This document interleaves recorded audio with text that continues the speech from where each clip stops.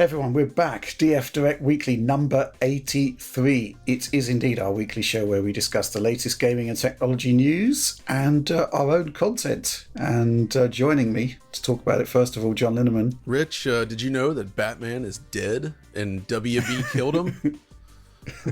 We're going to talk about that today. He's dead in different ways than the story might suggest. Yes, indeed. And of course, Alex Battaglia. Oh man, I feel bad for those people who made that game. But yeah, we're here to talk about 30 FPS, 60 FPS, game releases. There's a lot going on right now. Yeah, and speaking of Batman, Alex, you're doing a pretty good Batman voice yourself. Oh yeah, there's still a little bit, and you know, we got this throat thing going on. Just need a bit more growling. Yeah. And you get to go. Take her. Whoa, okay. Wow. That came out of nowhere, didn't it? Okay. So let's start with our first news topic.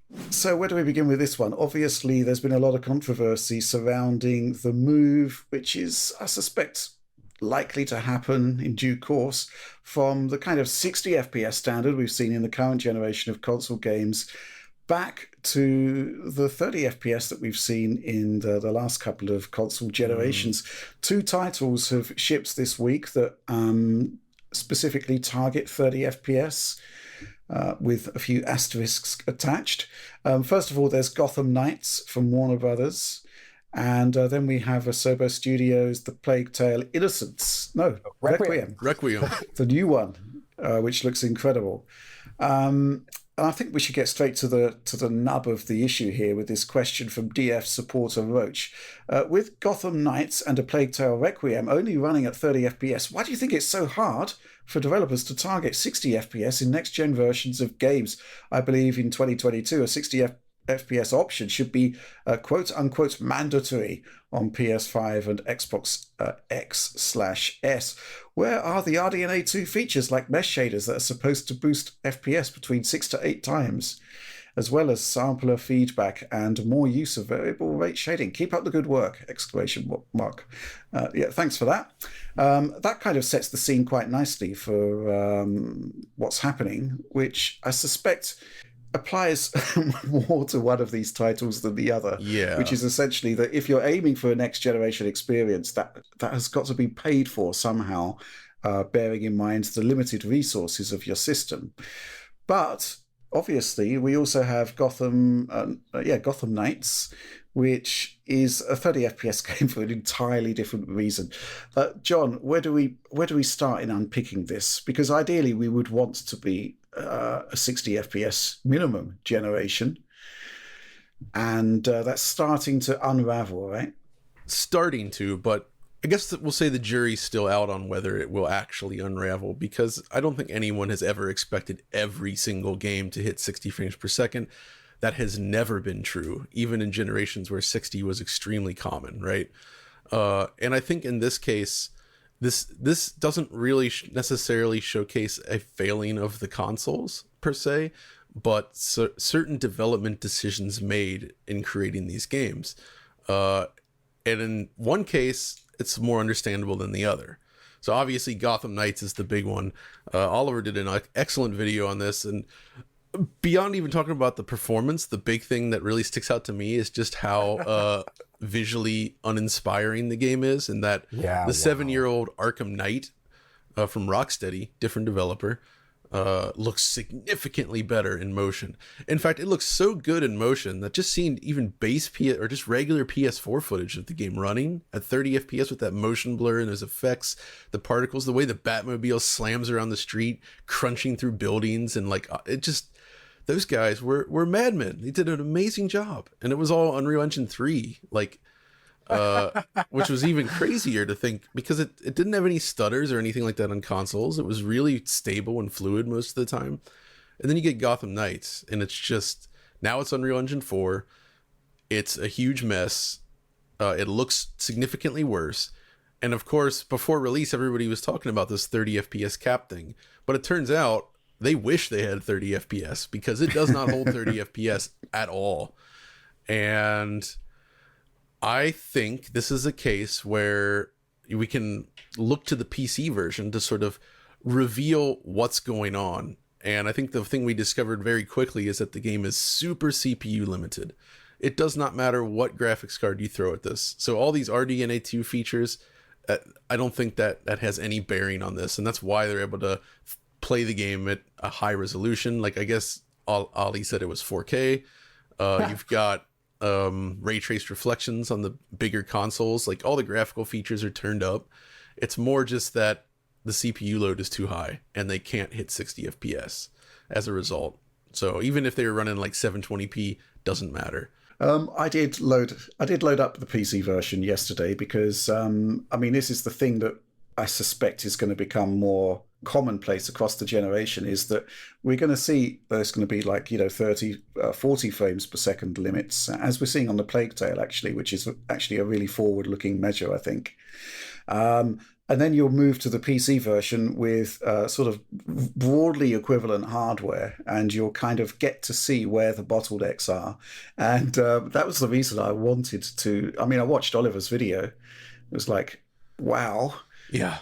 This isn't great. So, what would happen if I tried it on my test PC, which, Core i9 12900K, super fast DDR5 memory, RTX 4090. This is like top end stuff across the board. And as soon as you move into traversal, you're hit with drops beneath 60 frames per second. I think the lowest I got was like 45. And it's from what I can see, I want to play it again to get a better view of what's actually going on there. The CPU seems to be incredibly underutilized, even though it does suggest there is a CPU limitation. I didn't see anything higher than like 50% utilization across the board. And then I think on top of that, you have #stutter struggle. Yeah. Which basically, as soon as there are those pauses as the shader compilation kicks in, it kicks the frame rate even lower. But it is just quite amusing that, you've maxed the game and, you turn on DLSS and nothing happens. So, Rich, does the fan even fire up on the GPU? Like, it feels like it would be in one of those like low power states, just kind of like walking through the game. I'd need to have a look at the frequencies, but I think it is active, right? It is doing the... Something. It is doing things, yeah. But, ultimately, that's the thing that I take away from those console versions is that, if you're on like a PS5 or a Series X, then, ultimately you're looking at RTX 2080 level performance, and they can do 4K without DRS. They can do, ray traced reflections without dropping resolution. There isn't a GPU issue as far as I can tell there. It just seems to be that whenever you start moving, there are some fundamental problems there. And, the fact that a PC using the very highest end components cannot lock you to 60 frames per second, that is problematic. So the thing that really sticks out to me about this is, I've played a lot with Unreal Engine, in the past couple of years, and I suspect that this ties back into some of what the artists are doing with the game, because it's so easy to build a scene that looks cool, but depending on how you use the assets and how many you're using and how you place them, it is so easy to just absolutely clog up everything, and then it just runs terribly, even on a very powerful machine, right? Like, fiddling with maps, that's completely different from shipping a big game, of course, but I can very easily see how decisions made in terms of the art pipeline and the way that they've built the environments, that stuff is all really important. When you're dealing with games at this level, I think it's you have to be so careful and delicate with this stuff, especially when you're using like a third-party engine like this, where everything's just kind of pushed up by default. The initial it can be pretty heavy, so it's less about the hardware and more about the design in this case. Mm-hmm. Yeah, I would like to add in here two things. First is like what John was just talking about maybe design decisions at some point in this project led it to the place where it is at in terms of performance and the issues it has, is that in terms of Unreal Engine 4, it is not an engine designed around open world cities. No. That is the truth of the matter. That is why when Epic demos Unreal Engine 5 with that Matrix demo, it's them introducing a whole set of performance and design tools to make open world cities actually possible, and so that they run at any sort of semblance of a frame rate due to instancing and all these things that Nanite enables, etc. And also CPU optimizations that are happening in Unreal Engine 5.1. All these things that Unreal Engine 4 does not have to make open world cities workable. Unreal Engine 4 was originally designed around classic less than 16 square kilometer things, where if you even got anywhere near the edge of that 16 kilometers, you'd start seeing precision issues. And it was based around baked lighting originally. All these things which Unreal Engine 5 dramatically changes. So we're seeing like the worst aspects of Unreal Engine 4 being put to their limits.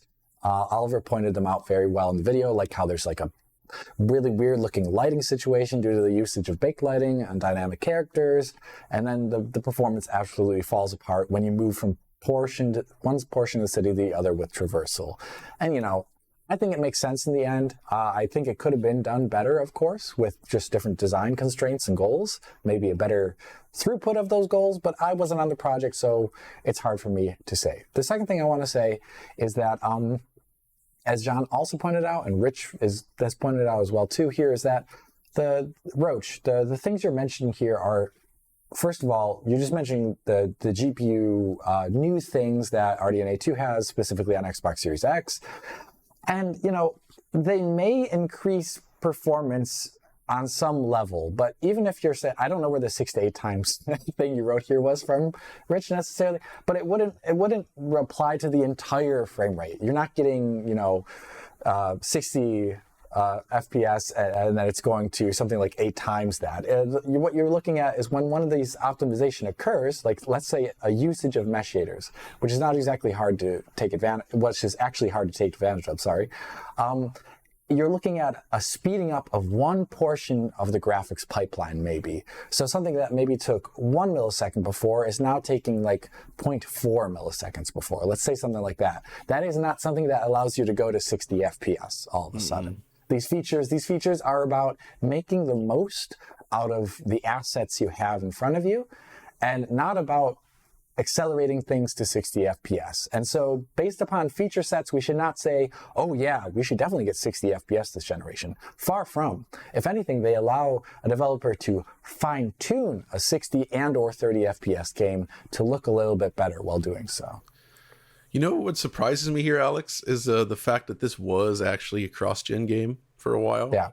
Right? And they canceled those versions. So it really makes me wonder, like, what the heck that version looked like. And I'm surprised that a game that was being created for the original Xbox One, let's say, they were not able to get up to a higher performance target, to be honest. Yeah, it's weird. If I were to guess, is that they were developing on some sort of nebulous hardware for a while. And then when it came time to actually maybe showcase those versions internally, it was like, this is not going to be possible with the time frame we have. And they just dropped them. That's what I would really imagine happened. Well, there's so much to unpack here. First of all, the open world thing. The argument there is kind of blown away by Arkham Knight, which is a denser city, a more populated city, and it's, unless Unreal Engine 3 is in some way superior to Unreal Engine 4 in those attributes, I think ultimately it comes down to the development process. In terms of I mean, it's a cross-gen game. I mean, look at it. It's not targeting next-gen hardware specifically. The reason we aren't seeing those last-gen versions is because I suspect, based on what we're seeing on PC, based on what we're seeing on the current-gen consoles, the CPU would have ground to a halt. Yeah. And yet we know that denser, richer open worlds are possible on that class of hardware because we've seen a bunch of them. Marvel Spider-Man, for example, just as one example. I mean, it's not as if there was a lack of open world games on the last gen systems. So yeah, I just think there's there was something that went wrong at the development level here, I suspect. And you can see it on the PC version where you can throw as much horsepower as is humanly possible at it, and it still won't perform in a way that you'd expect. So Yeah, I would like to talk about A Plague Tale though, because Oh yeah. I mean, again, it's speculation here. Tom is currently working on the console video, and there will be a PC video, but we're kind of holding fire on that until the ray tracing becomes Yeah, available. because otherwise you're just outdating yourself immediately. Wait, So what kind of ray tracing are they adding? I think in the video that they put out, it did hint at reflections and GI, which is interesting. Wow. I think that's what it hinted at. So This could be beautiful. could be very Well, I'm kind of blown away by that because the GI is already pretty incredible. yeah, it's good looking. Yeah, their engine is awesome. But to talk about Plague Tale, I mean, I guess there is an interesting question there, which is that it's running at 1440p on the premium consoles. I'm kind of curious why they couldn't go down to 1080p for a 60 FPS mode. And logically, if you look at it, the reason must be similar to what's happening with Gotham Knights. Yeah. In the CPU is a limiting factor. Yeah, this is one where I haven't done the testing myself, but people have been talking about it on Twitter, and I've seen multiple really hard evidence. Both CapFrameX has done some reporting on it, thank you, as well as the person who runs Analog Foundry. Basically, in like the second chapter of the game, and I assume in later chapters as well, where I haven't seen any content from those later chapters. And apparently the game is really incredible, by the way. That's another thing I've actually heard. That's what I've heard. I've heard it's a really good game. There's sections of the game that usually you're actually not very CPU bound at all. It's a very GPU bound game on a modern, let's say Ryzen 3700X, like a Ryzen 5 3600. It's usually very GPU bound, and that shows off in the GPU benchmarks for this game that are out there that you can find tons of. But when you get to certain chapter points, when there's a lot of NPCs and like a dense marketplace scene, then it became, from what I saw, from what the person who runs Analog Foundry, I think it was, posting, was that a Ryzen 3700X was getting sub 40 FPS in this market scene there, and their GPU was basically completely underutilized in the moment, which points 100% of the time almost to a CPU limitation there. And so I think what we're seeing in A Plague Tale is much more reasonable than what we're seeing in Gotham Knights, where it looks like, oh, they chose 1440p because that's kind of what the GPUs can do reasonably with enough headroom. And then the 30 FPS is not really has anything to do with the resolution there, but it has more to do with the fact that there would be a much more variable frame rate experience in the game if they had a mode that attempted to get to 60. And that's how I kind of view it. And I think that could possibly also be, depending upon the performance of that 40 FPS mode in VRR, it could possibly also be confirmed on console very easily by looking at a like-for-like scene on PC and seeing what the performance characteristics like are on PS5 and or Xbox Series X in those moments. You could I think you could actually probably see in the frame time graph whether it's a CPU or a GPU limit. Right. Interesting. I mean, we went into this generation thinking that the CPU question had been comprehensively answered by moving from Jaguar to Zen, but essentially the goalposts have moved. That's the thing though with building on anything is like you can always maximize your use of the hardware if depending on what you're doing with development, right? Like games that run at 60 frames per second or higher, I'd say, is almost always a design decision. If they wanted to get this game at 60 in these consoles, I think they could have done it, but it would have required some changes in the way that they built it. And obviously that's not what they went for. And I would say in this case, though, I actually think 30 or 40 is okay. This is a slow-paced, story-driven game. It is not one that demands fast action.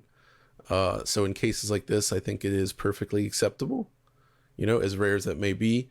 And I think, like Alex said, I bet there's plenty of scenes that could run at 60 FPS on the consoles. But then you're going to have other scenes where it just drops down tremendously. And I don't think that they want that sort of like fluctuation in there. You don't want to go from 60 to like 30, depending on the scene. Like that sucks. Even with VRR, that's not a good experience. So given the cinematic aspirations of the game, I see why they went for 30. And by the way, I don't know, what do you think about this, Alex? But looking at the visuals in this game, to me, this looks like what I would envision a remake of The Witcher 2 looking like. That's what I've actually thought a couple times, right? Just to the environment. I think I saw a windmill, and it made me think of The Witcher 2. Like this is, it's very Witcher, and I like it. It's a cool visual design. One thing I want to point out that I haven't touched the game yet for video content, and I will at one point when the RT patch comes out. I really want to wait for that because otherwise I'm just going to cover the game twice in short succession. I hate that. Is that there's currently, at least on PC, I haven't seen the console version yet, there's a horrible camera stutter. Like, it's not just when you're moving the mouse or moving the controller, but literally in the cutscenes, as the camera's moving, it goes like, and it's huge and it's really bad. I don't know if that's a PC related issue. It seems to be PC based on what I'm seeing. Okay. Looking at the console version, it seems fine. Yeah. So at least I've seen that on an RTX 4090 PC. No DLSS 3 on or anything like that, just normal DLSS 2. So that's an issue, and I hope they fix that by the time I get around to covering the game. Maybe I should send them an email as well, making sure they fix it by the time I cover the game. This could definitely use some DLSS triple, I think. Oh yeah, for sure, probably does, especially when that ray tracing comes out. Absolutely. DLSS triple. We can actually skip ahead to a question here because there is a specific Plague Tale question regarding DLSS 3. It's from supporter E234D7B6. Ooh. That looks like an error code. I mean, yeah. Anyway, he's saying, I got my hands on the hot new item RTX 4090 and started playing Plague Tale Requiem, but I'm confused with how to actually use DLSS 3. If I enable frame generation and hit 144 FPS, input lag is absolutely horrid. But if I were to increase settings so as not to hit that ceiling, I can't look too far down or up since it increases FPS and we are back to bad input lag. So only way to actually use DLSS 3 frame generation right now is to adjust settings up or down every time scene weather or something other affects GPU load changes and try to hit that 110 to 140 FPS target where input lag feels all right.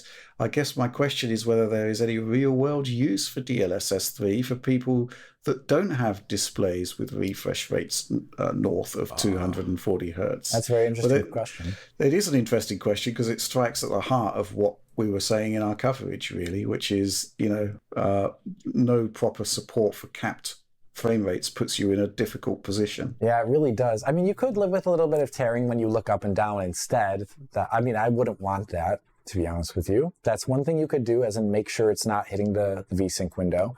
Another thing you could do here, based upon what I saw, I was looking at it in DLSS quality mode on an RTX 4090, and it was usually at 60 FPS, hovering around 50% GPU utilization. I think what you could maybe look at doing is running the game at full native with DLSS 3. I don't think you mentioned that here, whether or not you are using like quality mode, for example. So maybe you should look at using native resolution with just frame generation on.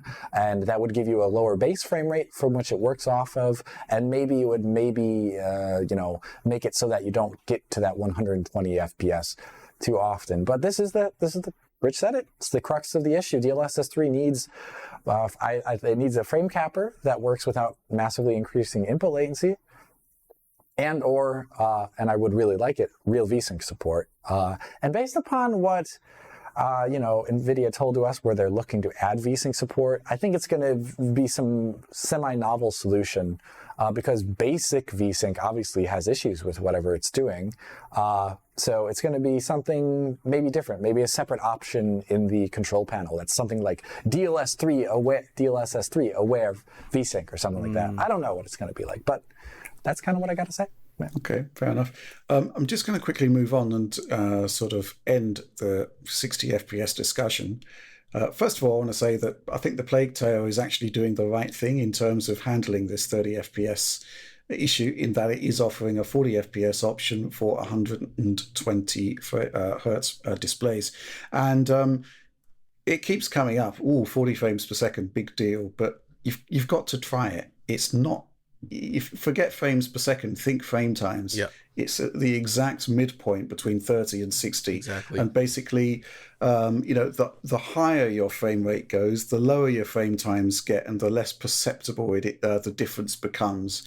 So 40 FPS, aka 25 millisecond frame time, is actually a really big upgrade over a 33.3 millisecond frame time. So, that is a potential way forward in a resource-constrained device like a console. But just to sort of put an end to this discussion in the here and now, it has been announced this week that Callisto Protocol is getting a 60 frames per second performance mode, which is good news and a bit of a relief, because obviously we've talked about the game in the past. We've been quite enthused about it, but all of the media we've seen has been 30 FPS, and not only that, but 30 FPS with performance drops. Bearing in mind whatever system it was running on. So, John, this is good news, right? Oh, it's fantastic news, and kind of what we were hoping for. And we've seen this before, where, you know, I feel like there was some recent Sony games, like Horizon. Horizon was that, where they basically always showed it running at 30 frames per second, but we know now that it has a very stable 60 FPS mode. And I think that's probably just down to maybe marketing choices at the time, where they want to show it at its best and, you know, in video content, whatever.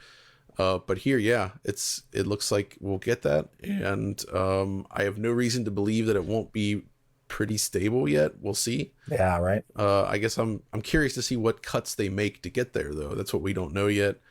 It's not like, you know, this is not an open world game like Gotham or any of those. It's a much more constrained environment. So I suspect this is a little bit more in the wheelhouse of Unreal Engine in terms of what it does well. And so I am extremely excited to look at this game when it comes out. I cannot wait to play it. Yeah, and it's excellent. Still slated for December as well. Yeah, it is. I believe. So thankfully there was a rumor about it being delayed or whatever, which thankfully is not the case, because it would have then collided with the same time span when Dead Space remake is coming out. And then you'd have that weird second sight situation where you like the same game, PsyOps second sight thing, which we don't want to have. Yeah. No. Okay, fair enough. Let's move on to the next news topic. Great news for fans of classic Konami franchises. Silent Hill is coming back, and it's coming back not just with one game, but with several games, some kind of series, a film. It's all Silent Hill all the time. And I guess the most exciting thing out of all of the announcements was that Konami has enlisted the talents of the Bloober team, previously responsible for the likes of The Medium, to remake Silent Hill 2. It's been a long time since I played Silent Hill 2. So, John, why select that game? And is Bloober a good fit? And what did you make of the trailer that we saw? Oh, man, there's so many questions. I'm honestly shocked that they decided to go with Silent Hill 2 as the one to remake, because this is the one that is the most beloved in the series. It will be the most challenging to remake by far. The themes that it deals with and sort of the design of this game, it's almost like a sacred thing at this point. And it was very, very specific to that time period, the people that made it. There's not a lot else out there that's ever really been quite like this game, right? It's very special. Bloober team, on the other hand, they've proven very capable at pumping out games at a reasonable rate. They seem to be hitting their dates. They seem to be solid with technology, but, you know, The Medium had some cool stuff in it for sure. But after actually finishing it, their handling of some of those topics, I would say, was not great. And that concerns me with Silent Hill 2, because they both deal with a lot of, you know, mental health issues and some stuff there. And Silent Hill 2 handles it very delicately. The Medium handles it with like a giant spiked club of nonsense. Like it's I'm not a fan of how that story wraps up. Is it a giant spiked club that's being dragged along the floor by a zombie? Maybe.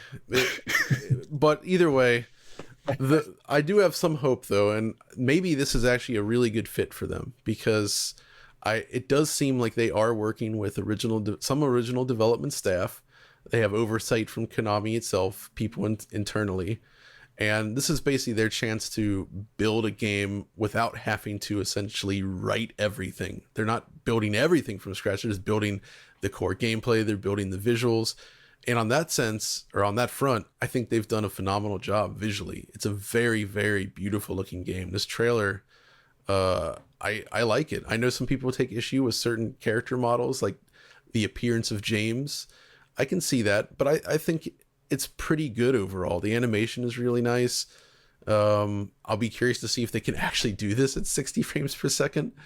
The trailer is mostly 60, and given, you know, the stuff they're doing with lighting and the quality of the visuals and the performance of the medium, I'm skeptical to say the least. Yeah. But we'll see. Maybe they'll actually get there. The thing that stands out to me, though, and this has been a problem with Silent Hill, in general, Silent Hill as a gameplay concept, and like in terms of like inspiring fear in people, it plays on the unknown and creating these unsettling images that you can not necessarily decipher on first glance, right? And I actually maintain that a large part of that was directly related to the game consoles of the era and the televisions that were in use. On a CRT at that lower resolution, with the way the PS2 displays its visuals, they're able to create this sort of, there's like this almost like this layer over the whole game where you can kind of make out what you're looking at. It looks pretty detailed, but you'll see scenes like the first time you see Pyramid Head, you're walking down the hallway in the hotel and you catch a glimpse of this thing behind like these bars that you can't get through, and then it basically walks away. The way that scene plays out is very unsettling, but very subtle. You know you saw something, but you can't really parse what it was. And that happens a lot. You're just seeing these things, this imagery, and it really sort of fills your imagination with dread. And furthermore, that game uses environments that are broken up by short loading screens. So like when you're in the hallway and you go into a door, you know, it has to actually load a separate scene. That sounds weird, right? But like as a good thing, but it actually does add to the tension. When the screen blacks out and then comes back, you don't know what's on the other side of that door. And when they shifted away from that and started to be able to render environments where you're going seamlessly through environments, it actually steals a little bit of the tension away. And the same goes with the HD visuals. Like when you display a horror game on a huge modern display, even with good black levels like an OLED, and everything's in super high quality, like 4K resolution, your eyes can so clearly and easily parse every bit of the artwork now that it removes this veil from it. I don't know how you beat that. I'm not sure you can beat that. That's just something about, you know, that's the way modern visuals are. But this is something I've thought a lot about with Silent Hill. And I get the feeling that even if this turns out to be quite good, and I think it might, I don't think it's not going to be able to create those same feelings of dread and tension that you got in the original game. I mean, you guys, have you ever really played through it? Because there's just... No. Gosh, the stuff in there, like years. I like just going beneath Toluca Lake when you go into the old prison. You just open this door and you're just presented with a staircase, and you just walk down the staircase for like 3 solid minutes, and just the visuals and the sound that plays and the way they very subtly alter the environment, it creates this weird psychological kind of tension. This stuff is so hard to do, and they were really, really good at doing it. I don't know if Bloober Team's going to be able to pull it off. We'll see. So yeah, it seems like a tall order because it's so beloved, and it'll be divisive as a result. Big time. You know, because I thought, like, I don't have any attachment to this, and I thought it looked very, very pretty, and I thought it captured like an evocative mood. I think it does. Is the setting different? I think I read that the setting is different, or doesn't am I thinking look of something like. else? I mean, I recognize all the stuff that they show. All right, well, maybe I'm thinking of something else, but it, you know, it looked really good, and obviously, I think there's only so much one can do to take PS2 style material and update it into the modern era and like be completely faithful, because stuff back then was all sight by hand. Like if you wanted to make the game look good, you're going to have to use like scanned character models and mocap performance, and you know, it's going to invariably change things. So I can't ever slight them for those changes, really so much so. So I'm excited.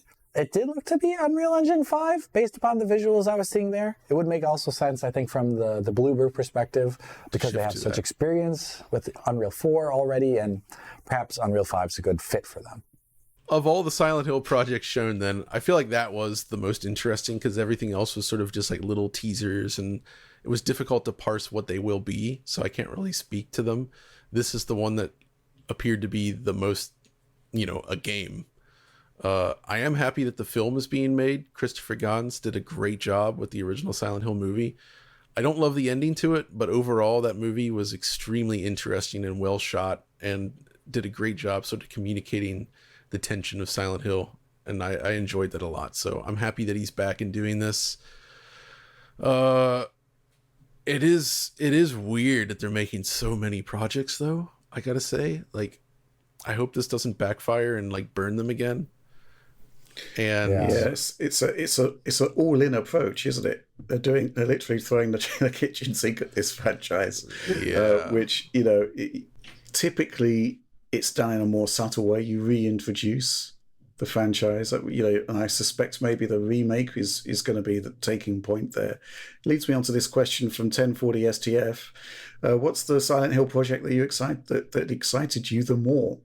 For me, it's F, as it's bringing something new and gorgeous on the table. As for the remake, I find it absolutely beautiful, and I'm kind of surprised by some bad reactions it got. But maybe it was to be expected from the loudest fans, as the project of remaking Silent Hill 2 consists to touch what should be untouchable for some. What's your thoughts? Also, I didn't understand what Silent Hill Ascension was. Lol. We saw something that looked like a project in development, and then we saw two projected trailers. I think I don't really have anything to say. I think the concept of moving Silent Hill to Japan is intriguing. Yeah, that's basically Siren. Okay, it really was, because one of the original Silent Hill developers worked on those games. Okay, fair enough. I mean, what are you excited for, John? F is interesting conceptually. I am very eager to see where it goes and what it actually is, but we don't know enough yet to say. And then obviously, like I said, Silent Hill 2 was the thing that they showed the most of. But I did notice at least two of the trailers started with the camera zoomed way down onto the floor and focusing on like a roach. They love that trick for some reason. And that was a little concerning, because that made me think of the fourth Indiana Jones movie, Crystal Skull, where they start with, remember where they have like the the gophers? The gophers. Oh no. It's like they have like the studio logo, and then it like fades to a CG gopher like popping out, and I'm like, oh no, it's that kind of thing where they like zoom the camera into like some kind of like natural event, and then it like pulls back to reveal what's really going on. And that's so dumb. That You're association, right. that's like, ugh. That's so dumb. Oy. Any thoughts about what you're excited about here, Alex? I guess it is the concept of a Silent Hill game built around Lumen and Nanite. It's coming to PC. Coming to PC, but not Xbox right away, I think, right? But that was an interesting part. But yeah, I think there was evidence of Lumen when the door was opening in the initial cutscene. It's kind of like right in the beginning of the trailer, actually. For Silent Hill 2, like the door opens, and you can actually interestingly see some issues with Lumen there too. Like the door opens and the light floods in from outside, and you can see it also not just like the area where it's directly lit, but it like bounces around the inner part of this door frame. But then as like the door's closing, if you look at like the edge where the door frame is, you can see light totally leaking through it. Like obviously Lumen's good, but it's not perfect, right? Yeah. So that was interesting, and that was actually reassuring that we were looking at something real time. So I like seeing mistakes. By the way, Alex, it was actually confirmed that it is Unreal Engine 5. They did confirm. Well, then it makes a lot of sense. So they did officially confirm that it is UE5. It is using Lumen and Nanite. So. Well, yeah, that explains a lot of the visuals that we're seeing there. Yes, for sure. Yeah. Does it explain Nanite? Because it didn't look like any of the other UE5 demos we've seen. I don't think Nanite has to be used in any specific way, right? Like, yeah. It doesn't need to have just like a bunch of rocks. Or like repeating. I mean, this is Silent Hill. You're not gonna, Yeah, you don't need a bunch of repeating instance geometry. It's like pretty, like, I mean, the game can only be so big, right, John? It doesn't need like. So I'm sure they'll expand it a bit. It hasn't, it's open. Like on PS2 at least, Silent Hill, the town was pretty wide open, somewhat. And I'd imagine they'll expand on that. I suspect Nanite's going to be used more for granular detail on small objects, because you will spend a lot of time in cramped environments that are kind of ripped apart. So there should be a lot of debris and like little, subtle details that will hugely benefit from that. So I'm curious, John, about because like the Silent Hill 2 and Silent Hill in general is kind of like about fog in a lot of scenes. Yeah. Right? And it's kind of like sometimes you're just walking into like a gray mess and you don't really see much of anything very far in front of the character at all. Yeah. I wonder how they're going to translate gameplay like that to modern rendering and just style. Like, are people into that these days? Well, I mean, like, the fog in the PS2 games looked awesome, right? It was like those swirling particles that were quite beautiful and mysterious. And I think, just do a really good job with that. Make the fog look visually interesting and good, and it's fine. You don't want to just have like the old distance fog where it just cuts off rendering after a certain point, and then let's hope not. That wouldn't work, and they're not doing that. You can tell. So yeah, I don't know. I'll be curious to see their approach on that. I wish they had some sort of like particle simulation in there, like some sort of advanced like swirling particles that simulate like the nature of what fog is. So something like what we saw in Blacksmith Wukong, or Blacksmith Wukong, Blacksmith Wukong, where they had that really cool like cloud stage where like the clouds are like deforming around the characters. Maybe not as in video game looking, but something like more subtle. That could look really cool. Yeah. Okay, good stuff. Let's move on to the news topic. And sticking with the theme of large blunt force instruments with spikes on them being dragged along by zombies, another amazing example of the genre was revealed properly this week. Resident Evil 4 Remake, although it isn't actually being called Remake, is it? That was... the main highlight of a Resident Evil showcase that Capcom put forth this week, and it looks absolutely terrific. Although it was exactly as I imagined it, it did look really, really good, right, John? Yeah, I'm very excited by this. I love what they're doing visually and stylistically with this one. So there's both the trailer, which is sort of a cinematic selection of shots, and then within the actual stream itself, they showed gameplay from the proper gameplay perspective. And it does seem to be, they seem to have struck this really nice balance between being faithful to the source material and creating something new. And I think they've proven themselves at this anyway with the Resident Evil 2 remake, which was phenomenal. So I do gather that this will hopefully achieve that same level. It's just Resident Evil 4 is considered one of the greatest games ever made, and certainly one of the most influential, right? So in a way, it is reminiscent. They're different, but it's reminiscent of Silent Hill 2, where they're trying to go back and recapture something that's revered. That's difficult, but I think that they're on the right track. And also, the Reach for the Moon engine continues to shine. Like, it has a very specific look to it, I think. And I wouldn't say it's like ultra next gen, and it's not. This is a cross-gen game, but gosh darn it, it looks really beautiful. Like, just they did good. Capcom's character modeling, like their character artists, like, how are these guys so good? Like, they're some of the best in the business by far. Like, just the animation work, the amount of detail, like, my goodness, it's so awesome. But they also added some, it seems like they added some different moves. Like, there's chainsaw parrying now, which is funny. They showed actual gameplay in that initial village, and that's really important to showcase that, because what made Resident Evil 4 so special, I think, were the gameplay options, which was something you did not have in prior entries. The ability to jump in and out of buildings, over fences, the way you interact with the enemies, with your weapons. It was a very systems driven thing, and it was really fun, and it looks like they've captured that here. But did you notice, I have to mention the flashlight. There is Leon in this demo. They actually show him holding a flashlight in one hand with his gun in another. And that wasn't something you really saw in the actual shipping game, but it was something that was shown in the earlier GameCube demos, right? The ones that didn't ship, like the Myst version or the Hookman demo, when they show with the cinematic camera angles, Leon walking around the mansion with exactly that sort of pose. I think it's really cool that they sort of brought that back. It sure looks that way. I wonder if they're also building off of kind of what they do with Resident Evil 2 Remake, right? Where that had like flashlight gameplay all about it. So maybe that's it. Very possibly. The one disappointment for me, though, why do they only want to do the crosshair these days? I know that's probably the best way to play it, but I want the gosh darn laser pointer back, guys. Like, I want the red sight. I love that thing. It looks so good in Resident Evil 4. Like, we need that back. Yeah, the lack of HUD is something I really remember about that game, actually, pretty specifically.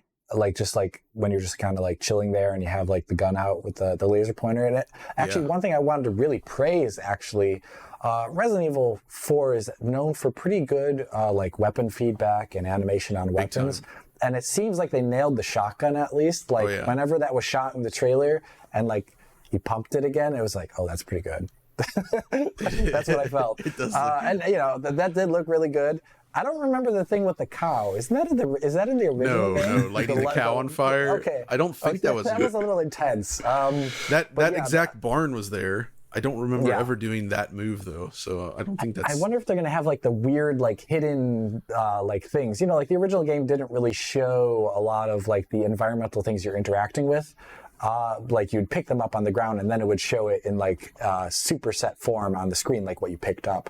Right. But like in the original game, like there's a lot of hidden items everywhere. I wonder how they're going to tackle that in this new game with its emphasis on realism, at least in the visuals. I hope you can still shoot the gemstones or whatever out of the trees. Yeah, that's like the weird thing. That's what I was thinking about. I was like, I remember shooting gemstones out of trees. Are they still going to do that? I don't know. I think the combat was super intense. I mean, it looked incredible. Yeah. But yes, the cow thing, we've got to talk about that. I couldn't visually pass it because, correct me if I'm wrong, but he shoots a light bulb, which then seems to cause a massive inferno. Was it a light bulb? It could have been an oil lamp that somehow probably an oil lamp. Okay, even so, the amount of oil. It's an oil lamp. It's an oil lamp. It's a massive. I think. Okay, so oil lamp. It looks like it. So, I mean, is it full of gelignite or something? This is quite a remarkable turn of events. And yes, the concept of parrying a chainsaw with a knife. No, it's his pistol. It's even better. It's his pistol. Okay, that's even better. Gosh, the new Chainsaw Man design is awesome too, with those beady eyes peeking out from under the sack there. It's fantastic. Yeah, I was almost surprised they didn't show off. I thought it was going to end the trailer with Leon being decapitated. Oh, they're not going to put that in the trailer. Well, I mean, it's already showing a cow lighting on fire. Let's go the full way. But that's what I thought I was going to see. Yeah. Oh man, sorry. Amazing. That's all right. I also noticed how like I'm sure it's just like canned animation, but I'm curious to play with it. But like when the windows would break, they would break in the correct direction. So like if you see an enemy smash in a window, all the glass and shards and wood sort of like the velocity is correct. Like it sort of flies towards Leon, who's standing inside, and away from the person that smashes it. So little details like that. It looks awesome. Well, actually, one thing I'll send a screenshot to Oliver after this, but so we know that this engine uses ray traced reflections and like a form of GI. And I imagine here they're going to be doing it very much so like they did in the previous games where there's a ray traced offsetting and a ray traced on. That's how I imagine they would do it, considering it's cross-gen, right? But there was a scene here where there was a character shadow that tapered off into the distance in a way that I didn't expect based upon the shadowing technology they've had in previous games. Was it here. The Spanish guy? Was it Luis? It was the guy talking from. Yeah, it wasn't when he was pushed against the wall, but it was when the camera was above him. Yeah, I know exactly that shot. Yep. Yeah, so I'll have that here, and Oliver can hopefully put it on screen. And I thought like, oh, the shadow has like what looks to be like a penumbra there, and that doesn't line up with what we've seen in the past before. So it would be interesting if they advance the technology even further here with more ray tracing features. Yeah. Okay, good stuff. Just a couple of short stories to complete the news section. We're going to kick off with the reveal of a Final Fantasy 16 story trailer. Visually, looks quite astonishing. John, thoughts? Yeah, that's exactly right. I'm really happy to see the trajectory that this game is on. The very first showing was fine looking, but decidedly cross-gen. But it feels like a game where there was perhaps a PS4 version in development, and then they at some point decided, nah, we're gonna just go next gen only, and they've continued to push the visual envelope up much, much further, and it looks magnificent, I think, as a result. Like the art direction and the level of granular detail, like the polygon budget seems suitably high. Like there's just a ton of detail in every scene. It's hard to gauge the gameplay yet. I don't know how that's going to play out, but they have an extremely talented team behind this. These guys know what they're doing. And I think if they pitch it right, it could be a huge success for them. And what seems to have happened, though, is that with Forspoken being delayed regularly, I think they wanted to release Final Fantasy 16 after Forspoken. I gather that FF16 could have been ready to release this year, but instead they've essentially targeted summer 2023, and as a result, it seems like they have an exceptionally large amount of time to polish the game. Like, the game is basically done, it feels like, and they're just working on making it as perfect and better as they can. And I suspect as a result, we'll have a very polished game at release. That would be great. Because this game, I thought the trailer was incredible looking. And I didn't expect it because I thought, like John, I remember when the first trailer was shown off, one, I was surprised that there was violence in it, like blood. I was like, I don't remember a lot of Final Fantasy with blood. But two, I was kind of like, oh, it looks fine, but it doesn't look very PS5. And this was this was before we had the PS5 in our hands when we first saw this. Yeah. So it wasn't like fulfilling that next gen desire at all. But now I actually think it looks incredible. And John, what engine is this running on? Like, I don't know. What is this? Think it's something derived from, I can't remember. Like, Forspoken uses something related to Luminous, hence the studio name, I guess. I feel like this might be some descendant of Crystal Tools, actually. That'd be nuts. I don't know for sure, though. I really need to research this more, but I feel like I heard that somewhere, that this was actually more closely related to that older technology. But I assume, whatever it is, it's probably been rebuilt and upgraded so much that you can't, it's like saying Unreal Engine 5 is the same as an Unreal Engine 2, right? That's very true. It looks very, very, very modern. It's much more modern visually. I also noticed they have some motion blur in some of the scenes now. Yeah, unlike, I think the previous showing didn't have it, but also every single time we see Forspoken, the motion blur level is set to like 0. I don't know why. For some reason. I don't know why. But like, if you're showing a 30 FPS game, you kind of really need motion blur. Otherwise, you see tons of stutter in the visuals. Exactly. So that was really wonderful to see. I watched the trailer in Japanese, so I was a little bit sad when I didn't see the mouth movement lining up with Japanese. But I assume it's an English VO'd game as a result. I didn't watch the English trailer, really. But that was a little bit like, But John, I know this is me being a little bit kidding, but what the hell is going on in this game? I saw dragons. I saw tons of different locations, which all looked kind of amazing. I saw world-ending supernovas. Do you know what's going on? Well, I don't know the whole story, obviously. It seems like it's a journey across the lands of some sort. And, obviously that's what you do in Final Fantasy, is you visit all these unique locations, right? This seems to be pretty different, though, gameplay-wise. All the stuff with what I think a lot of it you're seeing is this related to the summons, the large creatures. They seem to be placing an emphasis on this, like Bahamut, Leviathan. Well, we'll see who's all in there, but that seems to be what those attacks are showing. So, okay, that's what that was. I didn't get that at all. I really didn't get that at all in the trailer. That's amazing. Okay. One last question. Is this building on any Final Fantasy lore? Or is this like most Final Fantasies, like separate? This seems to be separate. And it seems, so I believe a lot of the team here are people that have helped steward Final Fantasy 14.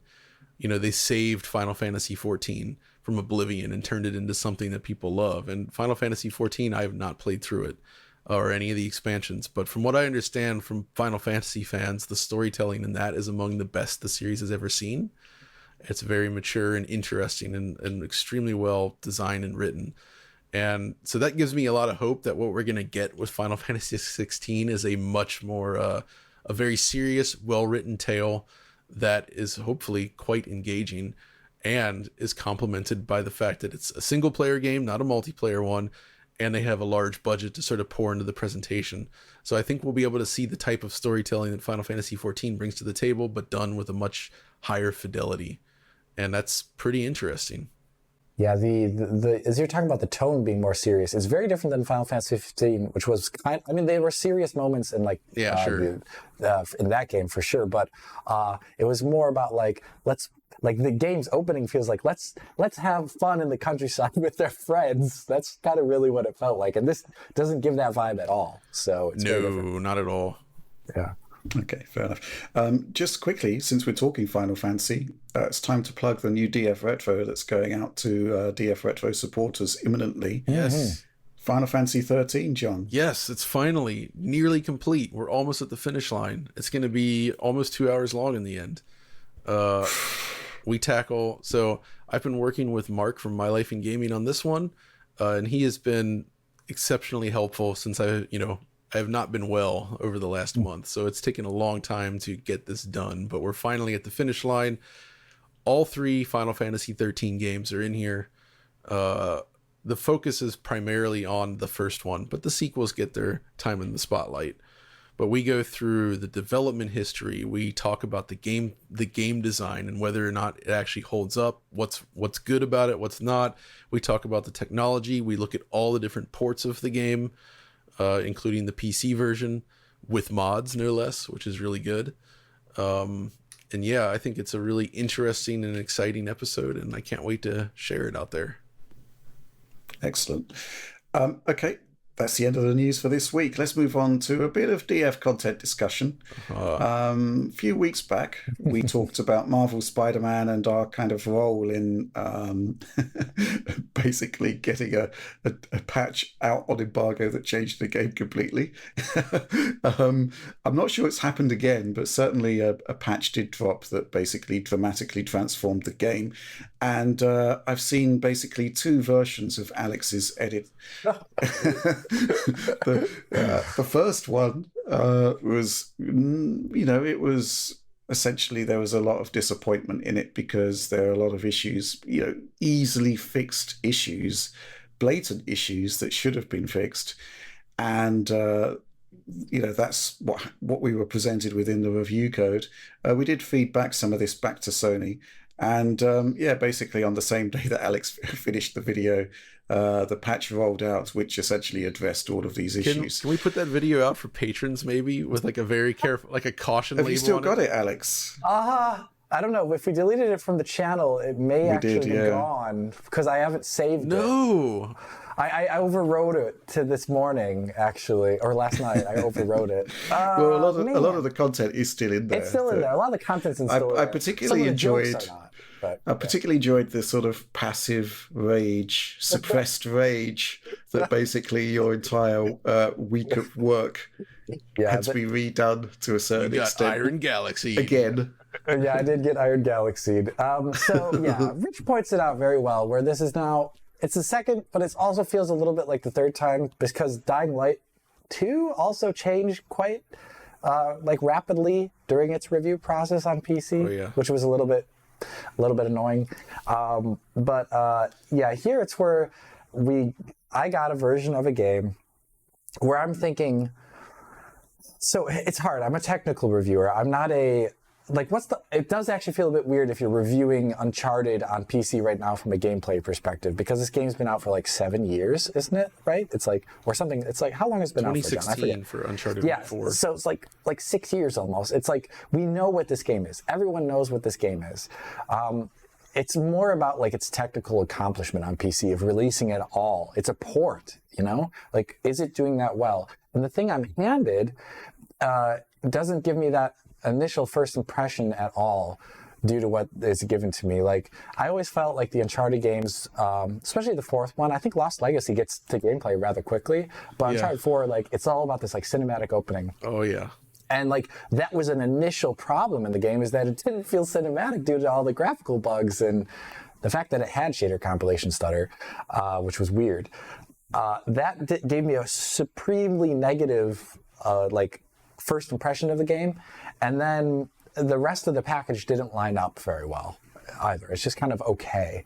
And that's what's given to me. And it's a very hard situation as a reviewer, because do I wait for a nebulous patch that may or may not come at launch day, or maybe quite a while after the review period, like Horizon Zero Dawn, which took quite a while to get to a better position?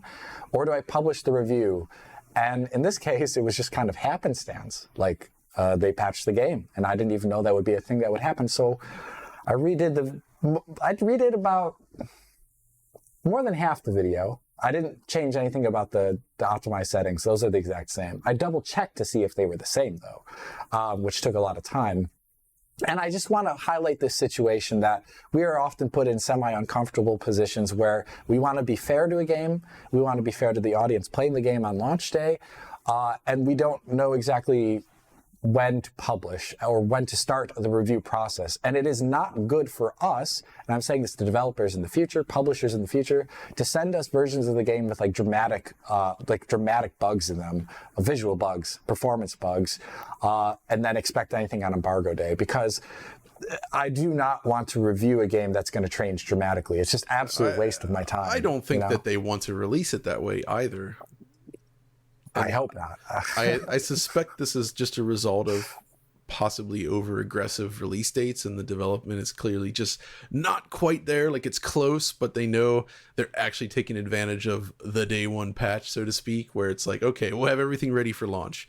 But they're still going to put this stuff out early for press coverage, and most places that would cover it maybe care. I don't know. It's a tricky situation. I feel for everyone when it comes to releasing this stuff. Because they don't want it. They don't want to give Alex Battaglia a broken PC game. No, please don't. I don't know, Rich. What do you think of situations like this? Because we've had it happen almost twice now. There seems to be a problem with technical QA. Essentially, what do we do as reviewers when we're given a piece of code that has got basic technical flaws in it that could, certainly in the case of Uncharted, shouldn't have been there in the first place, and B, can be addressed relatively easily. What do we do? Do we sit here as reviewers reviewing and basically pointing out the flaws, and then on launch day users get a really crappy experience, because there's some crazy stuff going on in Uncharted. Yeah, it was bad. The DLSS flickering thing was, I actually thought, that's why I reinstalled the driver, and Rich even asked me to change to an older driver, which didn't fix the issue. So it was actually an older GPU, right? Because we were on 4090. It looked like it was, we were just... It looks like your GPU was dying. It did look like it was dying. But also beforehand, I also want to say, obviously, I got contacted by two other people in the press, saying if it was not just if their build was wrong, because they were seeing similar things that I was seeing. So it wasn't just me that was seeing these issues. They couldn't have missed this, though. Come on. They couldn't have. I can't believe these are too obvious, the problems. So why did it go out to reviewers in that state? And that's the thing, right? What do we do as reviewers when we receive this? It's not like, a reviewer with reviewing a game in a standard way, right? Where, they're talking about gameplay decisions, plot lines, themes, that sort of thing. We're talking about basic technical problems with a game that are making it look really bad. Do we sit here hoarding the information and then going live on embargo day, telling everyone how crap it is? Or do we get back to Sony and say, look, these are the issues that we found. Can you fix it? Now, in this case, that we don't know for sure whether there was a direct A to B through line there in that regard, but we did feed back all of the issues which we initially discovered, and they were fixed very quickly. But then again, there are issues which we didn't feed back because we didn't see them until later on in the production process. Yeah, right. And they weren't fixed, right? The motion blur thing in particular is still that broken. One. It's still broken. It's weird. I actually looked back over the footage this morning again, and it almost feels like the motion blur is offset. It's not motion blurring things correctly because the motion blur is in a different part of the screen from where the arm is moving, for example. I thought, I don't know what's called. I have no idea what could cause that, but it was very interesting. I did get actually a sense of what could be causing the issue while playing it, because I did see the fact that certain DLSS modes had broken visuals, and I was thinking so they have an issue where resolution is some reason changing the visual makeup of the game, when usually that's something that's agnostic, right? So the fact that motion blur changes its look based upon resolution tells me that this is very console port. Console games at times are just made for one resolution and one resolution only. And you can see issues popping up when they are not at 1080p. Or like John's review of Uncharted on PS5, where you point out that the motion blur doesn't scale with frame rate because the original motion blur was meant for just 30 FPS. just 30 FPS. And they didn't change that even for the PS5 release.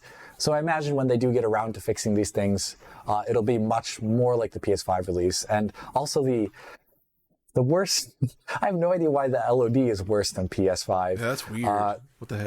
That is a weird thing. Obviously, I picked only a scene that showed off like a more minor thing because that was just what I had at the time while reviewing. But obviously, if you go to different scenes in the game, which I did not just show on screen because it's like this video has to end, I have to finish it at some point in time. It can actually be a little bit larger looking because you're getting like not that like because the PS5 version got upgraded over the PS4 in terms of LOD, and you don't always get that in the PC version, which is so bizarre. Like, I don't know.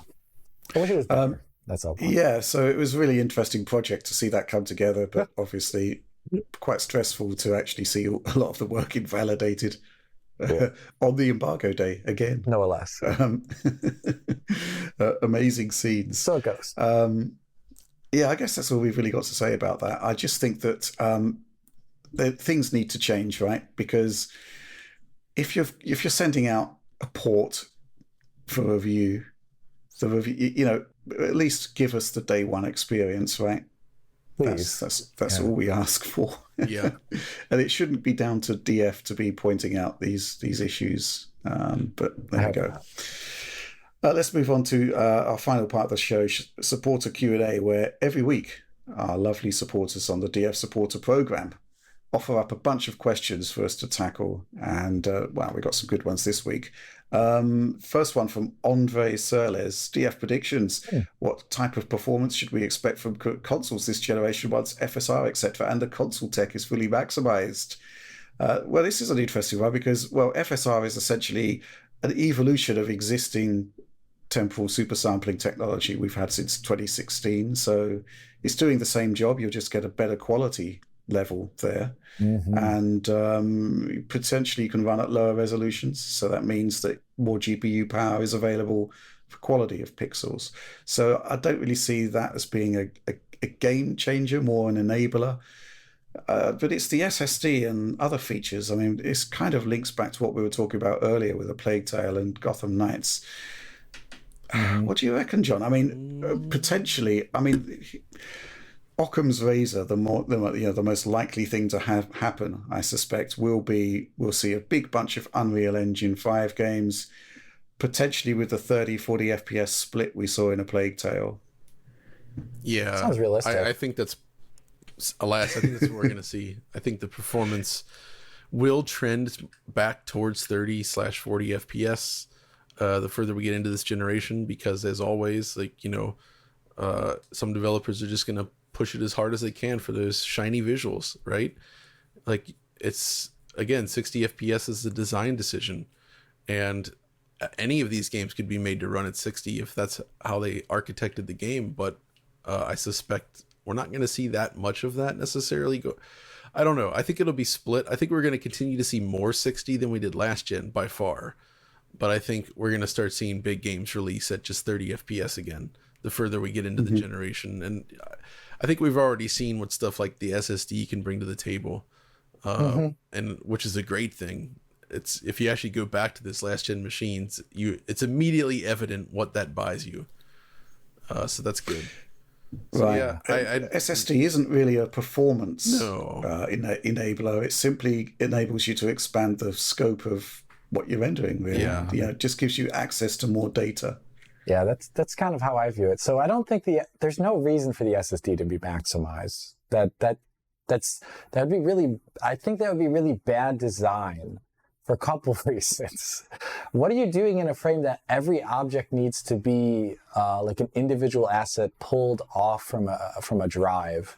Like, most games are not built in that way. They're built around like instancing and duplicating objects or changing small aspects of them to be different, and not having to have tons of unique data. Because then you'd have like a massive size like thing on your disk, and we don't usually see that. We haven't seen mega texture happen in games. Megatexture died. It was replaced by virtual textures, which is what UE5 uses, or it also uses virtual geometry, my goodness, which is all about, it requires an SSD to be working like at all, because it's faster than what a really, like a normal HDD platter drive could do. But at the same time, It's about using that data efficiently and duplicating data and instancing data instead of having tons of really unique stuff. It's about like being smart with stuff. It requires an SSD, but it isn't about maximizing an SSD. And that's what I think we're going to see a lot of. A lot of stuff that an SSD enables, but it isn't about like having completely unique, each like frame and view is a different part of the world. I thought that was a really, really unrealistic example when that was given back in the day. But I think like the Unreal example, or even the Spider-Man example, like I tested it on PC. Like it was like, I think at one moment it required like a burst 500 megabyte per second, something that's like SATA SSD style.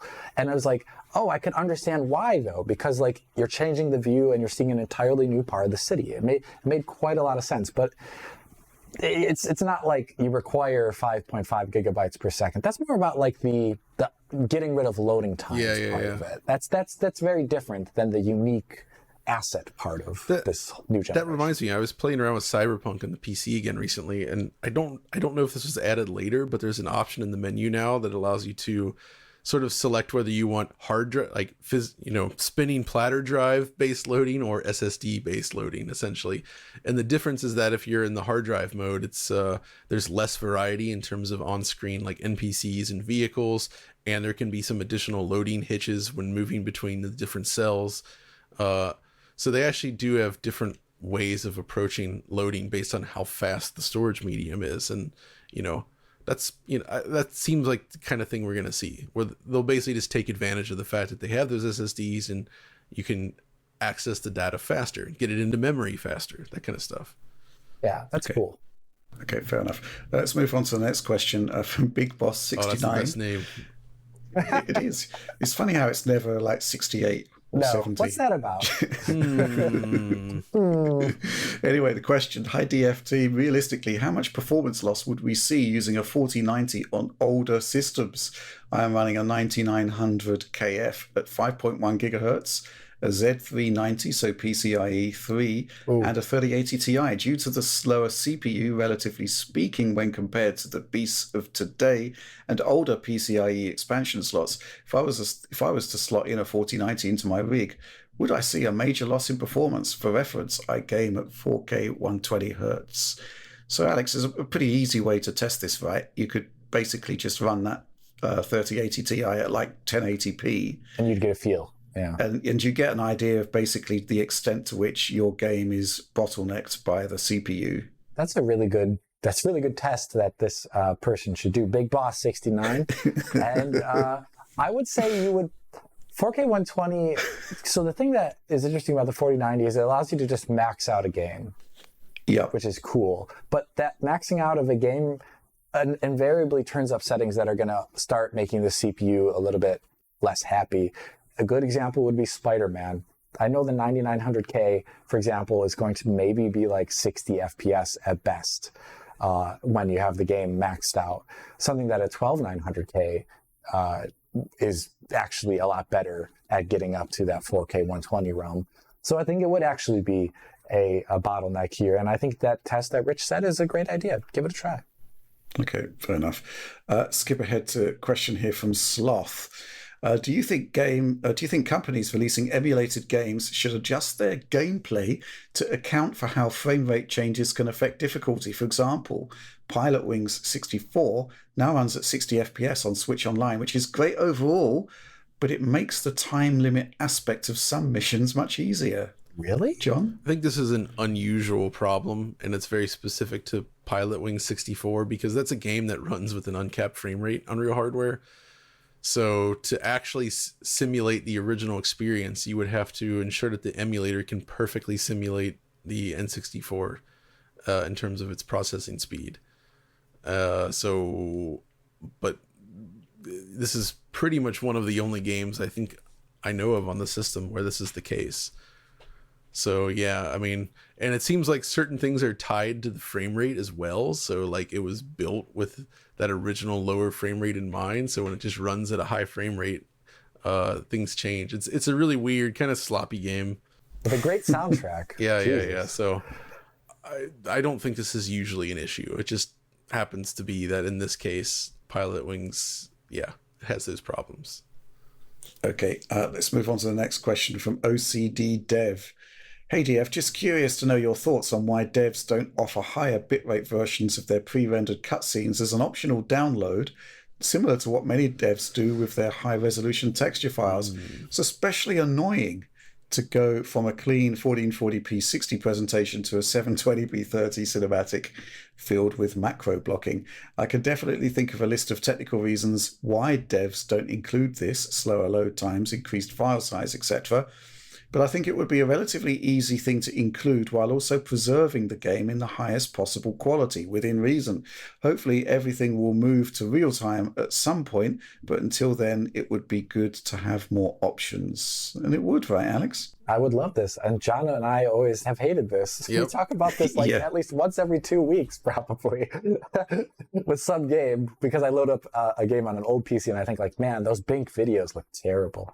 I would love this. I would love this. And I'll actually, the one thing it ties into is not just the ability to have it separately downloaded. I would really like that, but I think it's a really big deal that you allow those video files in the game directory to be actually separate video files that can be replaced by users. John talked about it in his DF Retro video, I think, a little bit, like how, like, you know, Final Fantasy 13 on PC, you can change like the video files in it, I think, right, John? Yeah, there's a mod for and you can do that for a couple of games, and I've seen people use things like the PS3 video files for a game on PC because you can just slot them in. And I thought that was so cool. So I would really like for more games to have their game directories be more mutable to allow people to mod those things. I think the problem here, though, and the reason you don't see this often, is that I don't think most developers seem to really care that much about video. Video playback is in a horrible spot right now. Like most, especially on the PC. Like when you play a video back in Unreal, I guess they just use the standard whatever media player in there, and they usually don't run well. The frame pacing is bad, you know, they're low quality. Like video playback in games has been really bad for years, and most games I'm always surprised to see how poor quality this is. And that's one of the things I talked about in the Final Fantasy 13 video, which isn't out yet, but is that on PS3, they used ultra high bitrate, super high quality FMV that's so good that you can't actually tell that it's video, especially when they're showing the real-time engine stuff, but pre-rendered out for certain scenes. Like it looks the same as the real-time because the video quality is so high. They clearly ensured that video playback was perfect, and we've kind of fallen back from then. I mean, I still remember years ago loading up one of those Assassin's Creed games.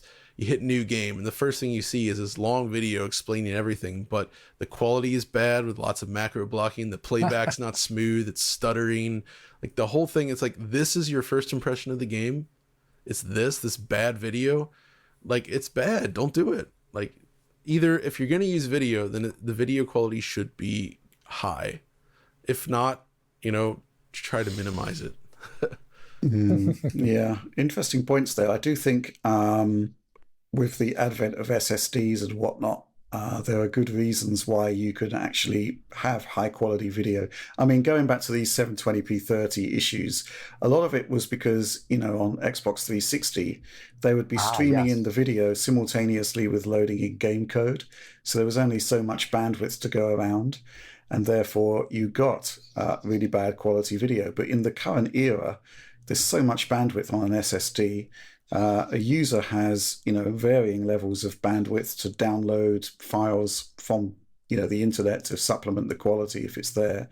And exactly as OCD Dev here says, just for preservation, I mean, we're seeing a lot of issues now with remasters where, you know, they can remaster the game, but they can't effectively remaster the cinematics because there are really bad quality FMV videos. So yes, I think there is definitely good reasons to change here. I guess the other thing is, again, as the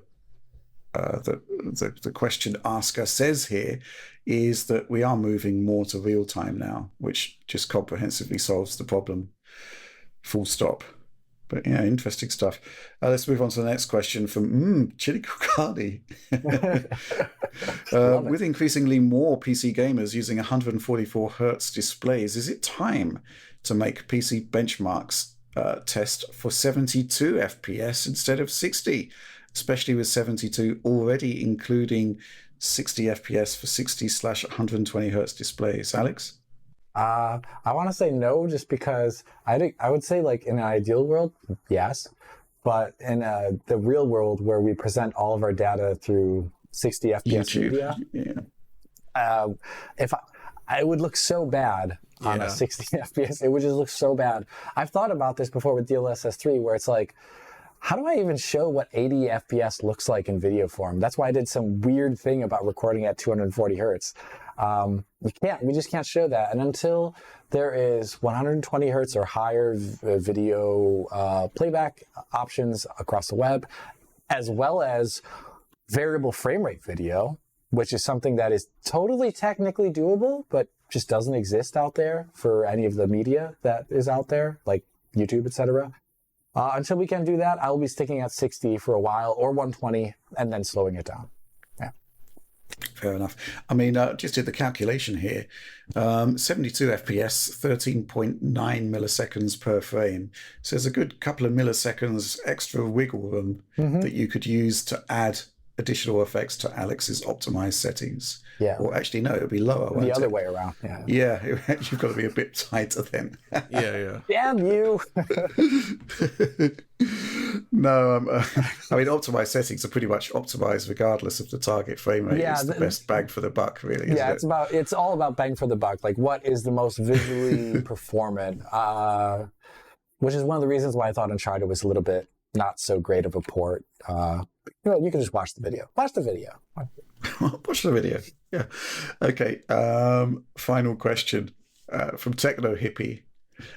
not even 2 weeks after Richard proudly proclaimed that the 4090 solves graphics, along comes the exception that disproves the rule, Gotham Knights. Do you think WB Montreal sabotaged the game's performance intentionally just to spite Richard? I mean, what else could explain why it performs so poorly? This is it. Yes, that's exactly what they did. That is literally it. I mean, the thing is, well, first of all, I'd said that the 4090 effectively solves graphics for the current generation of games. Right? What it doesn't really solve is production and development difficulties and poor performance at that level. I think that has to be clear. That'd be great. Plug in a 4090, download more RAM. Let's do all those things. Download more RAM. Dual layer ES RAM. That's what we need. The best. That would solve everything. Extra GPU in the power brick. I was going to say, it's all these things that solves development. I want to, Techno Hippie, I love that you're writing this question. It's very funny. But yeah, like solves it for the current generation is one thing that Rich really did point out. And like, we're definitely going to see games in the future that test the 4090. It's really, really good, but it's also, obviously, it's limited in some ways. So we'll see those in the future. Mm-hmm. Okay, fair enough. And that's the end of the show for this week. I'd like to send a big shout out to Dagvac, who prepared this rather splendid DF merch. Super awesome. Homebrew merch. Oh, wow. Astonishing. Mm-hmm. Yeah, I love that. But yes, it is indeed bespoke. It is literally bespoke.